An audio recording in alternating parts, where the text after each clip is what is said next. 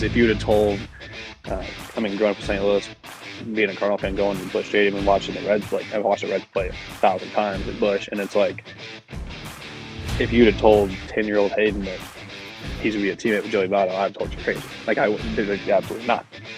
And so I think it's guys like that they were able to stick around the game for that long and just learn and try to soak up as much information as you can from those guys. I think that's the coolest thing, and just sharing the field with him is awesome. All right, guys, welcome back into another episode of To The Show We Go Baseball podcast. Today's episode, we're diving into the Blue Jays system. So I think it's the first Blue Jay of the offseason. We got Hayden Juenger on the pod today. Spent 2024 with the Buffalo Bison there in AAA for the Toronto Blue Jays. Hayden, I know you're back home right now. I know you're settling into your offseason. I know you're hunting a lot too, which I'll ask you about later. But how's the offseason been treating you so far? It's been good, man. It was a long season, so to get back home and just kind of relax, I had to go to Florida, I think, for like a week. So I went down there and got a little mini vacation in, and then you mentioned hunting, so I've just been hunting with my dad and hanging out with my family, and so can't complain. Yeah, I do want to dive. I like to get the boring part out of the way, get the baseball talk out of the way at the beginning, and then we'll jump to other things. But absolutely. So you spent 2024 in Buffalo. It was part. I guess you were there for part of 2022. You were there 2023, and then 2024. What are some takeaways from this year with Buffalo? And I thought overall, it was good. I think there was a month or two where, and I say it was a month because it looks like it was a month, but it was really just like a couple outings in the month that kind of made it a bad month. But for the most part, I thought I threw the ball well. Really attacked the hitters. I thought the way that my goal going into the season, like for me, like what I wanted to do is what I did. I limited the walks, limited the home runs. So like as a reliever, it's all you can ask for. Strikeouts took a little dive, but I threw less pitches, so like I got out. So to me, it was like a win-win. Like I know the numbers for some people are like, oh, you need to strike more guys out. Okay, whatever. Like I got outs. But I think overall, like it was a good season. Looking back on 2022, I always reflect, because I think I had such a good start to AAA that I was 21 at the time, literally like in AAA, and then turning 22 and just kind of like almost being naive to it. Like it's my first full season. Just here he is, just having fun, doing what I always wanted to do, and not really getting into like any of the like outside distractions of like whatever that may be. Just was solely just playing. And then coming in 2023, I kind of struggled with ABS a little bit. Just like once ABS came in, my way that my pitches played, it was almost like, oh, hey, the hitters kind of boxed me into where it was like fastballs on top. They weren't swinging, sliders, they weren't swinging. So it's literally just like in the zone middle. And if I threw anything in the middle, it was getting hammered. So like I struggled in 23. And then so like for me, I was like, okay, look yourself in the mirror. What do you need to work on? Never let that happen again, type of thing. And just kind of put my head down for the 23 off season and I thought I had a good year last year and looking to propel into that 2025. So I know that you just reflected on some of the things that you were wanting to try to do and some of the things you did this year. Did the Blue Jays talk to you at the beginning of 24 and just kind of tell you some things of like, hey, we'd like to see this out of you in order to get to the big leagues? Like, did they ever like have any conversation with you over the year or anything like that? Yeah, going into it early on, they were kind of just like, they didn't really care. It was really funny because I went in my spring training meeting before big league camp, and they were like, we're gonna reflect on, like, this is all about you. Tell us what you thought. And it's like I immediately go to like the last year, and they're like, we really don't care about last year. Like we do, but it's not like the numbers weren't the end all be all, right? And so to hear that, it was kind of like a breath of fresh air. But it was also like because looking at the numbers, the sexy numbers everybody likes to see, they weren't great. But if you really did a deep dive, it was like you limited your walks, you struck out guys, you limited the home runs, like you did everything we wanted you to do. Now it's just like putting the pieces together, right? So then like going into that, they were just like, see if you can like literally lower the walks again and lower lower the home run total even more. And I was able to do that. And I hit on earlier, the strikeouts took a little bit of a drop in overall, but my strikeout to walk percentage or strikeout to walk ratio was better than it had been in AAA ever. So it was like you kind of we took a step back, but we also took a lot of steps forward too. And so it's just kind of like now it's just simply putting guys away is like the main like that. Like looking back, it was just like, hey, if you put away 10% more of the guys than you did, it's a completely different ballgame. Yeah, something just struck out to me actually when you were just talking. It was essentially your third year going back to Buffalo this year, and I don't know if how often you ever look at like Baseball Reference, but they always put a column that I think is very interesting. It's the age difference column. Have you ever like seen that where you mentioned it? I haven't seen it. It's like I was aware of it going into like my first year. I knew I was like one of the younger guys in AAA, and then in 23 I was still one of the youngest players. And then this year I was kind of like, age doesn't matter. Like you deserve like if you're good enough to be in the big leagues, age doesn't matter. If you're going to be in AAA, age doesn't matter. Like you play that level. But I did realize I forget where I saw it. And I wasn't like looking for it. It just like I just saw it randomly one day, and I was like, at one point, I'm pretty sure I was still like the 10th or 11th youngest player in AAA baseball, and I was like, that's crazy. Because like to me, it's crazy. Age doesn't reflect. I don't think age matters, especially in Pro Bowl. But just watching it, I was like, whoa, like you're still one of the youngest pitchers in AAA. So it's like I give myself a little bit of grace, but at the same time, it's like, hey, like you should be good. You're going to pitch at this level. Like let's start doing it. Yeah, I agree with you. Like I totally agree because I mean you look at some of the hitters around AAA now. You have like Jackson Holiday who's way younger. You look at Roman Anthony who's a lot younger. Right. It's like right. you got guys now that are 20 years old that are getting up to AAA, but you still it's on your old Baseball Reference page. You're still 4 years younger than the average in AAA. Yeah. So yeah, just give yourself a little bit of credit. for sure. I did have a question about before I'll shoot it to you, Chris, for another teammate question to back this one. But we saw Buffalo and Worcester a couple times this year, and I watched one of the best pitching performances I saw all year long in Worcester. It was when Yariel Rodriguez. Yep. I think he was pitching a no-hitter or maybe it was a one-hitter. I don't know what it was, but he was absolutely dominating hitters. I think it was towards the beginning of the season. And I kind of saw the Buffalo, that the team around you kind of have some guys throughout the year that were like, okay, that guy's good. Then he would go on to Toronto and do well. But how cool was it to kind of see some of the guys come around and I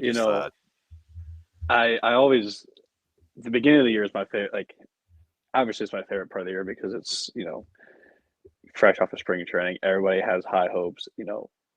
It's baseball season again. It's cold, but it's hey, we're playing baseball, right? And Uriel is a guy that I was fortunate enough to kind of like be around him in spring training too when we first signed him. So like watching him warm up and like do his routines, like got to know him a little bit. And then when we found out he was coming to Buffalo, we're like, okay, cool. Like this is gonna be really cool.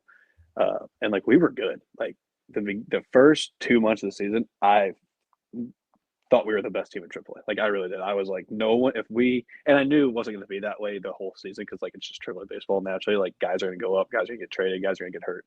But it was like if we could play 150 games with this group right here, I don't know if there's a team that will beat us. And just because we had so much hitting and so much pitching, but it was just like, and we were deep.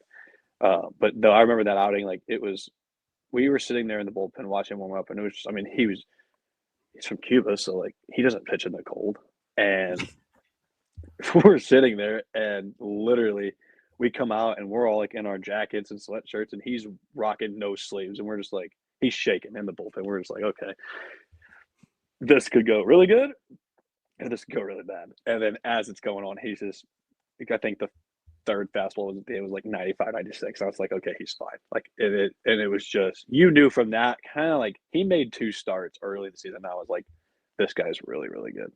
And it's just impressive. It's really impressive. Just sit back in the bullpen and watch it happen because it's like these guys are so good.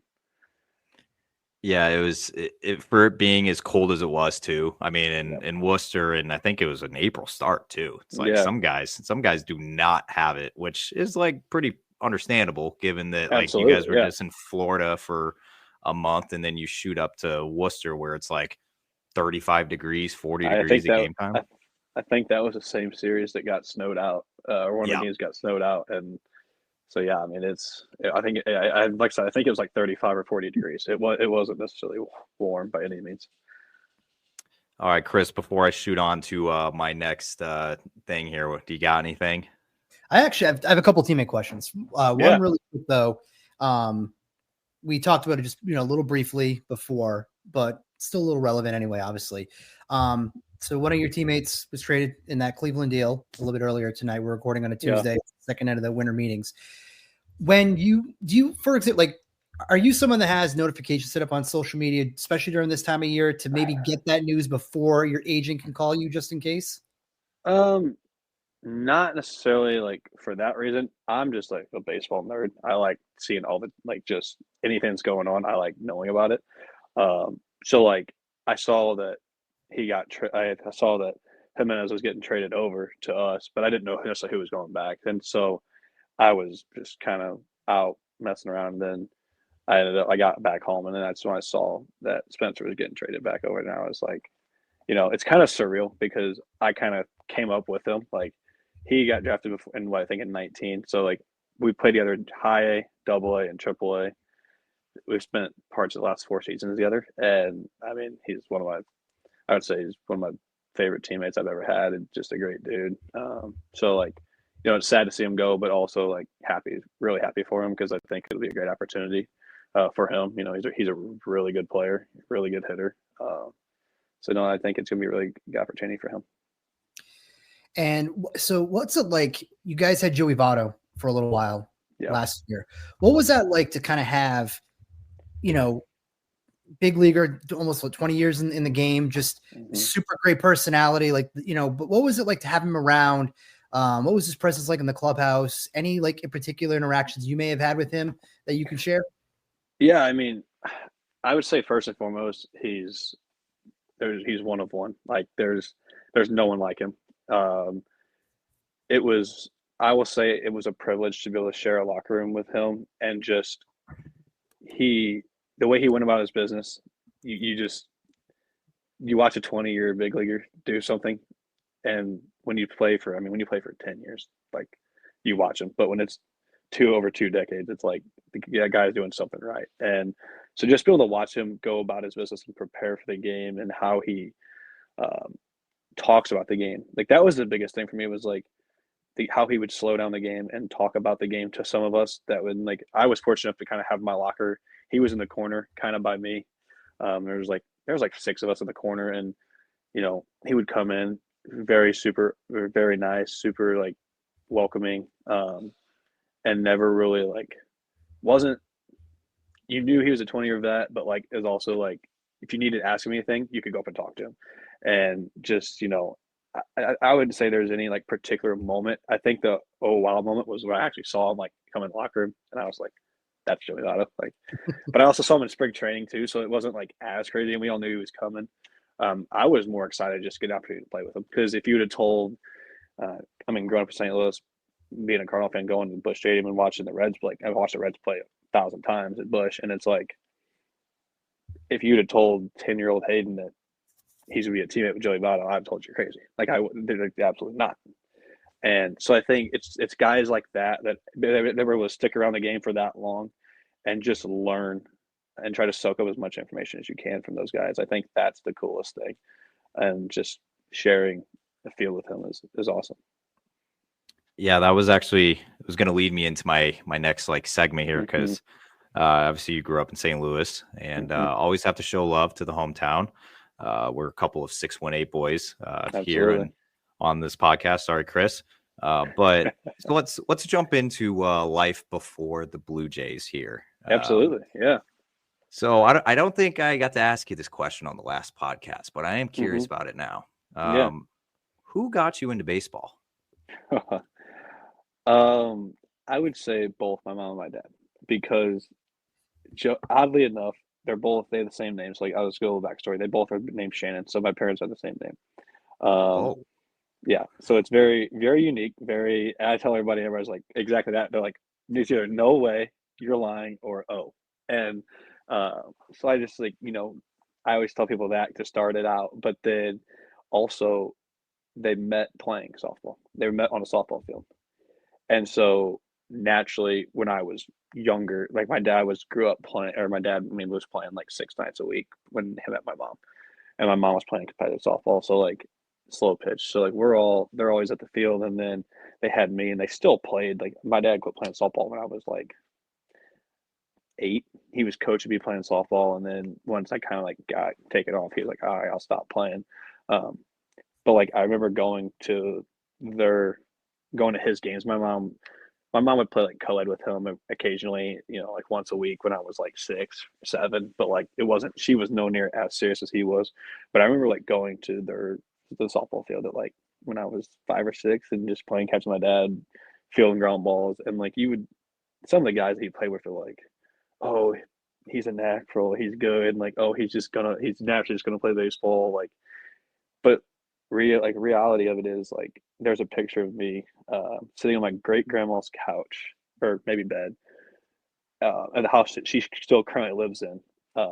There was a Cardinal game on TV, and mind you, and we're talking 2003. So like this photo is like ancient now, and but it's just me sitting on the bed watching a baseball game, and it's like I have it on my phone. It's just kind of a surreal, like if you could go back in that moment and look where I'm at now, like yeah, I haven't made it, but like I've I'm where I've always wanted to be, and I've made it a lot further than a lot of people. And so it's like to be able to just say I played professionally, and then but to tell that 3-year-old kid like, hey, it's going to be you one day. It's just kind of surreal. But I would say both my mom and dad got me involved in it, and it's been my first love. Like they bought me I don't know, it was like a little mini tee and bat set when I was like able to sit up, and it would like pop. The ball would like pop up on the tee, and I would hit it, and then they would go get it and bring it back and pop up again. And I'd hit it, and so like I guess you could say like since I was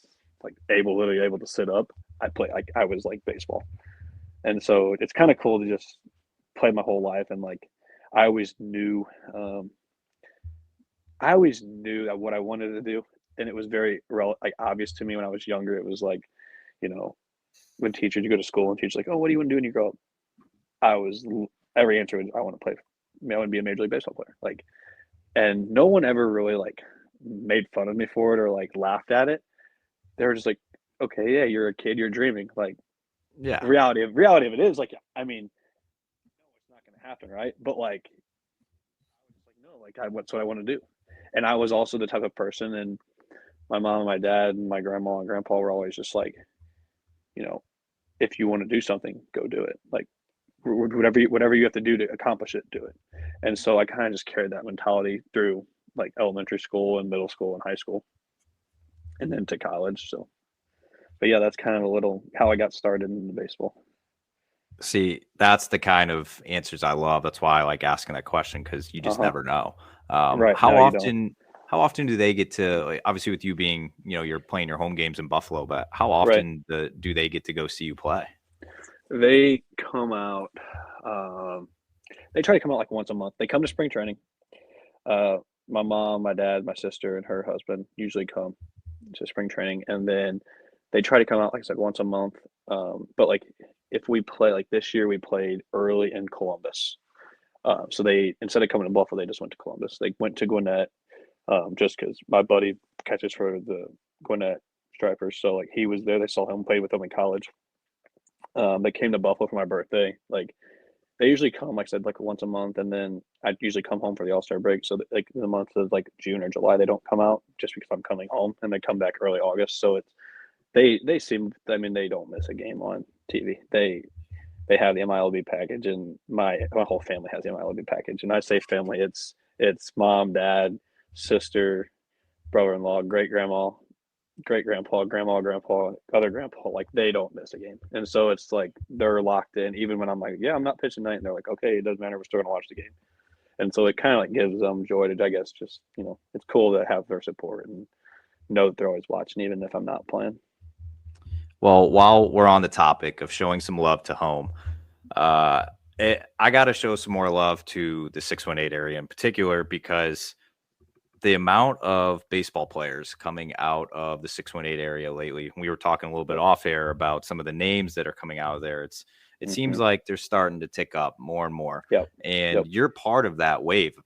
I graduated high school back in 2013. So there was a few guys, there was the Jeff Hartliebs and Jake Odorizzi's of the world out there, and Tanner Houck not too far behind me. But what have you thought about seeing the uptick in guys going professional from the 618 area?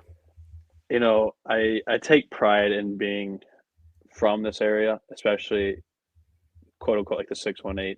I think it's cool when St. Louis area guys get drafted, but to see the growth of this area, it brings me a lot of joy, because when I was in high school, it was, like I said, it was Jeff, who ironically I trained with. Like it was Jeff, and then Jake, and then you had Jake Haber also played with Jeff, and then you had Brian Hudson from Alton, and then you had Tanner Houck, and like that was kind of. I mean, there's maybe I'm missing a couple other guys that were in there, but like that's kind of like it. You had a couple guys go play college, and then you kind of looked around, and it was like, okay, now all of a sudden, and like there was guys in my conference that I played college with that I think if they really wanted to, they could have went and played professional, right? Like they really could have, but it's not for everybody. And like they were talented enough, but to just be kind of like the guy that got it going again, it's really cool, because now literally today or yesterday we were working out together, and there was 10 of us, and Jeff was in there, but it was, I mean, me, Trey Riley, Xander Muth, Ethan Bagwell, Drew Gray, Evan Gray from Bevel East, Josh Fleming was there, but I mean, he's a Columbia guy, so he's still technically a 618 guy. Like Chase Gockel, who was a free agent signed with the Angels. Like it's just one of those things where it's like we have 10 guys literally from the 618, and for not being a powerhouse state, and I say state, take Chicago out of it, Southern Illinois. Yeah. Really, there's not many guys, right? And so for it to be there, that little area, I think it's kind of cool. And I think a lot of it has to do with, I'll give them a shout out, both of them, but it has to do a lot with Sam Weber and Brett Huber. I work with both of them. I worked with Brett first, and then I worked with Sam. Both those guys are absolutely incredible. And, Jake and Jeff and Jake, they all worked with Sam before. Brett has worked with literally all of them, especially, I would particularly say the younger guys. And there's guys coming too. We're not stopping. Like there's some more guys coming. So I think, it's definitely an exciting time. Yeah, I'm glad you gave our guy Sam a shout out. I absolutely love the absolute crap out of him. Also, will give a shout out to a guy I graduated high school with at Triad, Cody Massey. I know he's doing some cool things with his buzzing baseball there. Absolutely. Out in my neck of the woods. So I always see his stuff on Instagram, working with a lot of the younger guys that are starting to come up. So it's a lot of cool things, man. I always love it. I love seeing your Instagram stories. I like that, you have that St. Louis pride. Obviously see you at all the Blues games as well, which I'll talk to you about later. That'll come up. All right. I got to get this question in, because this was, I found this one on your college page, which I was very interested in. Yeah. It said you majored in entertainment management. Yep. Can you explain that to the people at home that like me that have no idea? Yeah. Okay. So long story short, went to Missouri State. I was like, what do I want to do? I was a marketing major. Got my first marketing class, said this ain't for me. Like just not it. And it wasn't that it was, I didn't think it was hard. I was just like, I don't want to, like, this isn't fun. And like, I thought in my head, I was like, sports marketing, like that's what I want to do, because I love sports. And I was like, okay, like, and I do, but I was like, marketing's not for me. So then I got to thinking, I was like, okay, I want to be a sports agent. Like that's what I want to do. So I called my agent had like a 30-minute conversation with him because I was like, if I wanted to actually do it, what do I need to do? And he was like, well, basically you need most guys, it's you get a degree in some type of entertainment or sports management or something with a minor in law. And he was like, but honestly, a lot of it now is like also who do you know and what can you bring to the table type of thing to help in like an agency. And so he's like, it's kind of a combination. But I was like, okay. So then I went and talked to my counselor and I was like, hey, like, what do I need to do? And he was like, well, we don't have like Missouri State doesn't have a sports management or sports agency type of like degree. And he's like, but there's this thing called entertainment management where in the degree itself, it's music. I mean, it's literally any type of form of entertainment that you think of. It's music, plays, sports, shows, like literally anything.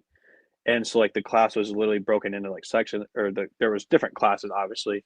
But the real kicker that kind of bummed me out was I was supposed to go play in the Cape Cod League during 2020, during COVID, my sophomore year. To graduate from Missouri State with an entertainment management degree, you have to have an internship. And so I was like, okay, well, I'll just go play, in the Cape Cod League during my sophomore year, try to get drafted. If I don't get drafted during my junior summer, I'll do an internship. That way I'm on track to graduate my senior year, whatever. COVID happens and I'm sitting here like, okay, now this is a disaster because no one's doing anything. There's no internship. And I was like, if I don't get drafted my junior year next year, I'm playing in the Cape Cod League. Like I'm going. So I'm not going to pass up that opportunity, because I think that's when you grow up, when you get into college and you start hearing about it, it's like, okay, like that's the prestigious summer league. It's like, you don't need to miss that if you get the opportunity to play. And so I was like, okay, well, so then I got back to school and I was just like kind of bummed because I really had a lot of fun in those classes. And I was like, I can't do it. Like, I'm not doing it. And I'm not going to do an internship after baseball. Like, I'm just not going to do that. So I was like, you know what? I'm just going to become a general business major and just declare general business. End up getting drafted. Still haven't finished school. Long story short, I want nothing to do with business now. So I don't know what I'm going to do. I mean, my other friend is a general business. He was a general business major with me, and he went like the real estate route. So I could still do that, and like that kind of interests me a little bit. So I could still get my degree. I'm like a year away from finishing, so I probably should just finish it at some point after I'm done. I tried to take a couple of classes when I got because I honestly didn't expect to go straight to Double A my first season. So I was like, okay, I'll stay at lower levels. Like it's not as intense. It's still intense, but it's not. I can get to do some other stuff. And then lo and behold, I'm in Double A doing college work, and I was just like, this isn't it. So I told my mom, I was like, I'm not doing any more college classes. Well, I was actually one of my questions I was going to ask you was about another summer league that you played in. You kind of played into it. You played up in Mankato for a summer when you were 18 years old in the Northwoods League. Yep. Can you just give me like one or two things that you kind of took from that of like that whole experience? Because that sounds like something like like you said, it's like a lot of people always talk about like, the Cape Cod League or something like that. But like not a lot of people talk about the Northwoods League. No, I would say the Northwoods League is one of the better leagues, especially now in college baseball. I had an absolute blast, and I didn't know what to expect. I'll be honest, I didn't want to go. I was like, I just want to be a normal kid. Like, it's my summer. I threw a lot for Missouri State as a freshman, as a reliever, and I was like, I don't want to go. But then they were like, well, just go play for a month. Like, get like 20 innings or 10, 20 innings, and you're call it good. And I was like, okay, that's how I'll play for a month. Because I was like, I want to have somewhat of a normal, summer. Being 18, it was eye-opening. I'm glad I did it because it really shows you, that league shows you what it's like to play a professional schedule. It's bus trips. It's relaxed. It's not, at least it was relaxed. My team was awesome. And I met guys from all over. And I play with guys that got drafted and, just you don't think about it. And I still talk to some of the guys today. It's my first summer team ever, outside of like travel ball, but like I would recommend it for anybody, and it's a great league. And I think it's a great league for, there's nowadays even more than when I was in college. Like there's so much hype on certain players coming in, so they get a little edge up on playing in the Cape Cod League as a freshman. But I think it's a great league that if you don't get in the Cape Cod League, like it's a great league to play in because you play against so many great players too. Yeah, I don't. It doesn't get as much love, I think, obviously, as the Cape Cod, and I can't even name actually another one right now. I'll say it's cruel. Like it's a long. For the guys that play it from start to finish, I have some mad respect for them because it's like you just played, I don't know, 40 to 60 games for a college season, and you're going to play 130 games in like 135 days. Or I don't know if that's maybe exaggeration, but it's like 70 games in like 75 days or so. The season started before this college season ended. Like it starts before the College World Series, and it goes until like some guys have to leave because school starts, and so it's just like or like early reporting or stuff like that. So it's a long season. Yeah, that's crazy. I was gonna say if it was actually 100 and something, it's like almost MLB season. That's after I said it, I was like, wait, that's our season. That's not summer season. All right. Well, Chris, if you don't have anything that to kind of follow that up, I am gonna go into beyond the box score here. All right. I already know what this answer is going to be, but I'm going to ask it anyway because I'm going to give you a chance to answer it. I ask this question to every guy that comes on the show, and they give me two answers. There's only two answers to this. Sometimes I get a better one. I ask, hey, Hayden, in your free time, what do you like to do? Like you got an off day or you like chilling while you're at home? And then every pitcher that comes on the show says, I golf or I play video games. What would your answer be to that? Do you want to do it in the season or do you want to do what I do at home? Yeah, you can actually give me both because I know what you do at home. It's a little different. Okay. So during the season, you hit the nail on the head. It's golf or video games. However, this past year in Buffalo, I explored a little more. I took up just to kind of get away from the field and get out in nature. I hunt a lot in the winter, so I love the outdoors. I found places to go hike. And so I would just get up early in the morning and where it got kind of like warm in Buffalo and would go on a hike and take a couple trails and just kind of enjoy being out in nature. Clear your head a little bit on a Monday before, whether it's before you leave or you're at home for a home series. But yeah, usually it was golf or video games. It's usually always video games regardless if I golf or not, especially at night. But that's that. But when I'm at home, a lot of hockey games, a lot of Blues games, a lot of hunting goes on. Still a lot of video games. But recently picked up the guitar, I'm trying to learn how to do that. Yeah. I love music. Can't sing, but trying to learn how to play the guitar. So are you one of those guys that plays guitar left-handed? No. Still right. Is that might be a me thing? I hold it in my I'm strumming with my right hand. Yeah, see, still. when I was playing Guitar Hero, obviously it was the big thing when I was growing up, but right. I played it left-handed, and I never knew that was left-handed. Yeah, no, I mean, it makes sense now. And now that I think about it, there were some left-handed guitars, like Guitar Hero. Yeah, it was so weird to me too, because it's like I hear a lot of the guys in baseball that are right-handed pitchers. They swing a golf club left-handed, and it's just kind of like, okay, like interesting, and it's so weird that your body can do like stuff the other hand, but do the other thing. I don't know. I do everything right-handed. I can't. My dad's a switch hitter. Like when he played, he was a switch hitter, and he can throw with both hands. But he was predominantly left. Like he hit right through left, but he could hit left-handed. And he like tried to make me left-handed, both like hit and pitch and hit and throw. It's just to say, and it never. I would like put the glove in my other hand and throw it with my right hand. So that ship sailed when I was like 3. Well, all right. I have 2 Mount Rushmore questions here for you. Yeah. Okay. This first one might be a little tough. Okay. I'm going to ask you I need a restaurant Mount Rushmore. So your top 4 chains, they can be drive-through or sit down. Has to be a chain though. Texas Roadhouse. My man.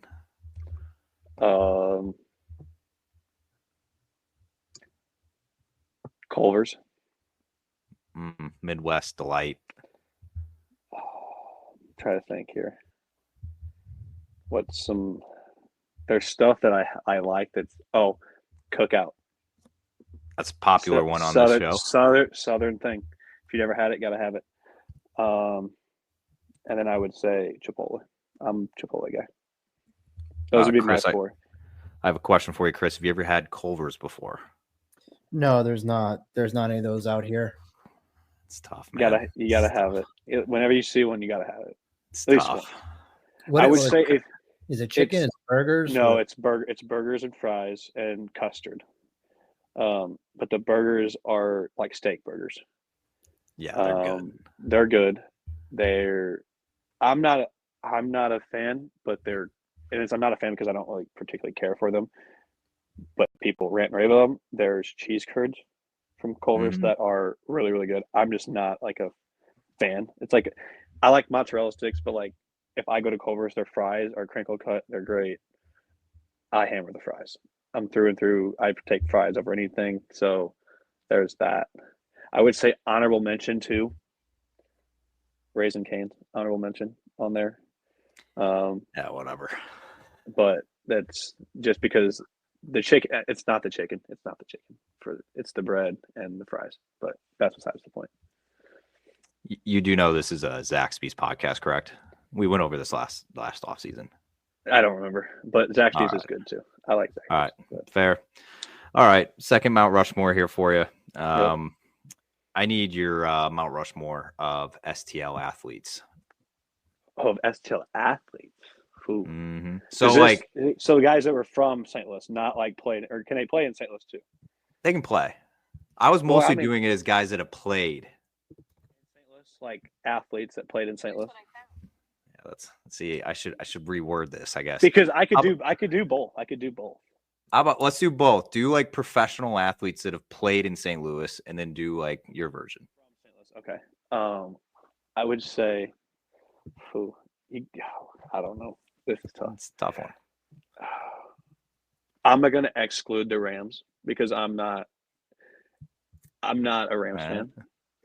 I would put Kurt Warner on there if I did, but yeah, that's fair. I like Falk. I like Kurt Warner and Marshall Falk, but I wasn't really a Rams fan. That's fair. So I'll stick with Blues and Cardinals. Okay. And STL City. Go Soccer, great. Don't care. I would go. You have to put. Oh, this is tough. Both sports is tough. I can't just give you like one because then it's like that's too easy. No. We're probably on the same lines here. I would say Pujols, guaranteed, no doubt in my mind. In my mind, I'm going to put him on there now just because of what has resolved this year. Jordan Bennington. He's the all-time winningest Blues goalie, and he's brought us a Stanley Cup. Yeah, he's not liked on this podcast, but we'll respect it. We can talk about that in a second because I'll change your mind. Well, it's going to be hard because I'll change your mind. Maybe like 6-7 years ago, he decided to stand on his head. And we don't generally swear on this podcast, but that fucking guy ruined that year. Great, Chris. We got to put the label on. I jumped up and down. Label on this. All right, we got to put the label on the cussing label. But all right, go ahead. I would say so. For two more, I got Bennington.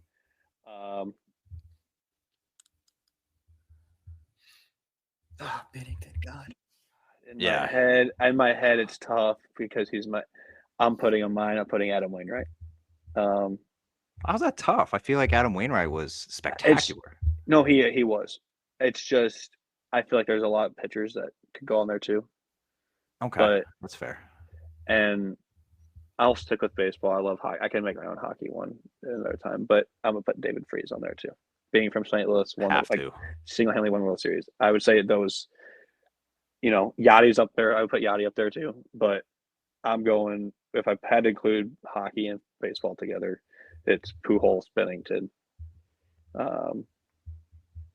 Freeze, and Wainwright. I am shocked you left Molina off, but it is what it is, man. I'm not a Molina hater. I love Molina. I think he's a first ballot Hall of Famer, and some people don't agree. I think he is. And it's not. And here's my argument to that is you look at what he brings to a team outside of at the plate. He's arguably one of the greatest catchers of all time defensively. And when he first got called up, he was not an offensive guy, and they knew that. But as he got older, offensively, he got better. All right. I mean, we see what they're doing with catchers these days, though, in the Hall of Fame. It's all the offensive guys. 100%. And so, like, it's tough. But, like, I don't know. I think the Hall of Fame is the way it happens. I think you don't want my comment on that. Yeah, it's all good. Chris, before I jump into my last segment here, I'm going into a little this or that. Do you got anything? No. I mean, it's been a tough day over here, considering some of the free agent moves and the mental pretzel that the Boston Red Sox have put me in. And now I have to hear about Jordan Binnington. Relive all that again. No, that's tough, man. Does Jim Montgomery bring a sore subject too? No, let me not really. Real quick. So because I am a big Jim Montgomery fan, and I'm so glad he's back in St. Louis and not in Boston. Yeah, I wish you would have had him years earlier. The year that the Bruins were the best team on the planet. Yep. And you get bounced in the first round. You set all these records. Pasternak scored 1 billion goals. You're doing this 130 points, whatever the hell it was, and then you get knocked out in the first round. To me, I didn't even care that he was a first-year coach of the team. Like, that was incredibly just unacceptable. Then the next year, Florida comes in and pants you again, and then Florida has just owned this market ever since. What I didn't like about Jim Montgomery was it didn't feel like he reacted quick enough to the situation. That was my biggest critique on him. And then towards the end here, for whatever reason, the locker room just went sideways. And I was actually at the game. They beat the Blues. The Blues are up 2-0, third period, and the Bruins came back, scored 3. In overtime, Pasternak in overtime buried it. Or I don't know if it was overtime or if it was like 10 seconds left in the game. But I was literally sitting in the corner where Pasternak shot, and I was like, I could see it coming. I was like, it's gonna be one time from the. Here it comes, and I mean, there it was, and I'm just like, but I was watching it, and I think that I look at the playoffs very weird. Like, it's a very playoff hockey is there's nothing like it. I also look at it from like a fan perspective too, but I also have a little bit of perspective of like playing. I never played hockey, but it's like I'm in a profession where some guys just get hot and the teams just get hot, right? And yeah, you set a bunch of these records and playoffs and like you expect to win, but like how many times have we seen the 8th seed make it to the Stanley Cup? Like they sneak in and like I don't remember exactly what happened in that. Like I don't know what happened in that series exactly, but it's like you look at it and it's like, okay, the guy can coach and there's no doubt about it. Did you run into a hot goaltender? Like did something happen, right? And like I don't like it, I think it's all over. It's a spectrum. It's all over NHL. Like I mean, Toronto is the same way. Like they just can't get it done. The Blues for the longest time couldn't get it done. Like they couldn't. There was a span when I was younger. I was say like 10, 11, 12, 13. Like we won. We had the most points. We were the number 1 seed and got bounced by the Kings, and they did 8. And it's like we would play the Blackhawks, and we could never get past the Blackhawks. And it's like, oh, you play the Dallas Stars, you lose to Dallas, and it was like you would play them in the regular season, you'd blow them out. And it's just like, what do you? I don't know. I just think it's hockey is I love playoff hockey because it's literally there's nothing like it. So unpredictable every year. So unpredictable. Always unpredictable. All right, I'm going to shoot into our last segment here. It's a little thing called I like to call this or that. It doesn't have a sponsor yet. Hopefully Zaxby's is listening to this. But some of it's food, so bear with me. I'm a food guy. It is what it is. Yeah, absolutely. First one's going to tear at the heartstrings a little bit. Okay. So I'm going to give you 2 options on each question. You just got to pick which one, and then I might ask you for a little explanation if it's a little out of line.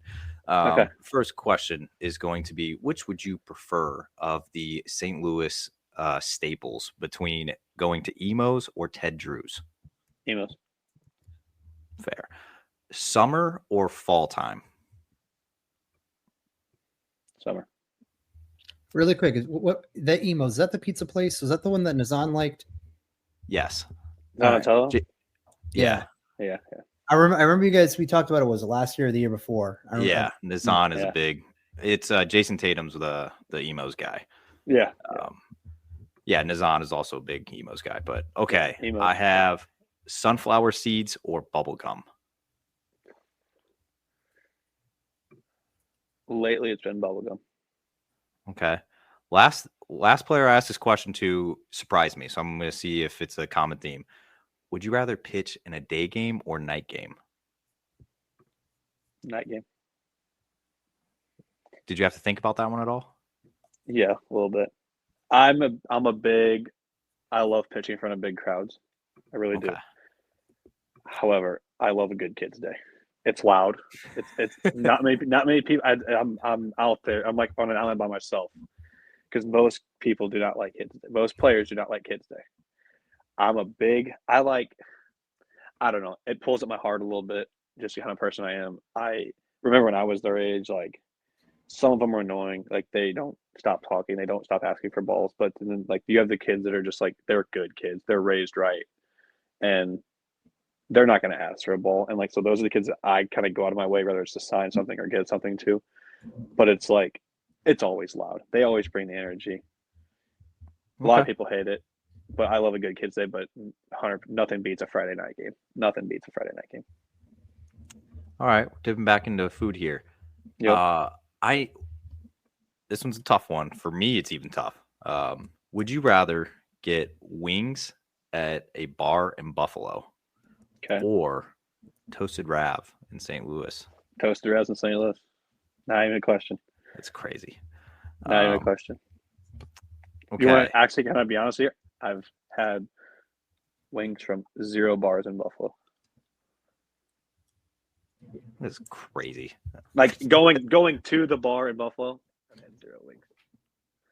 That's like a thing though. Like every single bar in Buffalo. Every single bar in Buffalo has wings. Like fantastic wings. I mean, we've got it catered. They're great. Aldana Hill, toast ravioli. I love them. It's like one of my favorite foods. So it's not even a question. All right. You may have already preluded to this next one here. Would you rather go to a game at the Enterprise Center or a game at Busch Stadium? Oh, currently, Enterprise Center. However, what if it was a playoff game for both?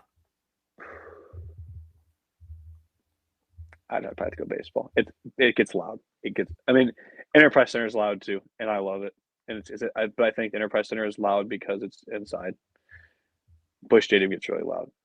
I haven't experienced it. Obviously, I haven't played a playoff game in my career, but I went to the 2013 or no, 2017. I think it was 17 or 18 playoff game. Scherzer versus Wainwright at Busch, and it was NLCS game 1. From pitch 1, the energy was brought, and it was phenomenal. And I was like, this is unbelievable. And so playoff baseball holds a special place in my heart just because it's like playoff hockey. It's so unpredictable. You see it year in, year out. Things happen, right? But yeah, I would say if they were both, it'd probably be a playoff game at Busch. Even though I love a good playoff game in hockey. Okay. I was just reading this next question here on Twitter/X before this pod, and I thought it was actually kind of interesting to ask a guy who's, you're in the Blue Jays organization and have a possibility of playing, in the AL East potentially in 2025 at some point. There's an AL East team that's going to be playing in a spring training site down in Florida. So I actually saw a poll that was running on Twitter earlier. It was the over-under of how many rainouts they would have at home this year. Would you put the over-under was actually listed at like 30. I think it was at 38. I forgot what it was. Would you take the over or under in that? I'm going to take the under, and here's the only reason. I've played at Steinbrenner Field. I think it drains pretty well. You also have to remember this is a big league game, not a minor league game. They are going to try to make these games work. So, and it rains at Florida a lot. It rains during the day a lot. So if there's day games, I think they turn into night games. They are going to play these games because it's a big. If it was not a big league game, I would take the over. But it's just the fact of it's a big league game and the schedule is has to get done. There's not many times, I saw something like they've already changed some games because of, I think, the Tarpon schedule and the Rays schedule. So like it's a little, got shaken up a little bit already. But I would say I would take the under if I had to. Okay, I have one left. 38's a lot of games. 38's. That's what I was saying too. I think they were a little. I think it was kind of parity at some point. It's like 38, like really, like they're I don't know, but they play 81 home games. Yeah, so it's like a little less than half is what they were guessing. Yeah, it's tough. All right, one question left, and it's food one before we wrap up here. Would you rather have a cheeseburger or a fried chicken sandwich? Cheeseburger. It's easy all day. Easy. All right, Hayden. You gave us 50 minutes of your time on this one. I think we definitely blew the last one out of the water, but we appreciate you so much for hopping on and obviously for checking in with us during the season when you came into Worcester. But we're going to be looking out for you once spring training rolls around. And we wish you nothing but the best for 2025. But thank you for hopping on. Yeah, I appreciate you guys having me on. It's a great time. I always love catching up. So anytime I see you, I'm a yapper, so I'll talk your ear off too.